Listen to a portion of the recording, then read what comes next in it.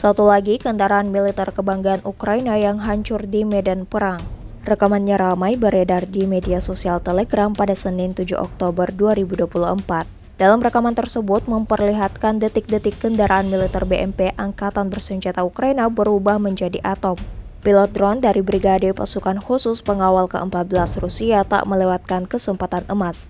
Melihat kendaraan militer BMP Ukraina terparkir, tidak tanggung-tanggung prajurit kubu Rusia langsung menjalankan misinya seperti yang terlihat dalam rekaman. Alhasil, ledakan dahsyat terjadi dan kendaraan Ukraina hancur berkeping-keping.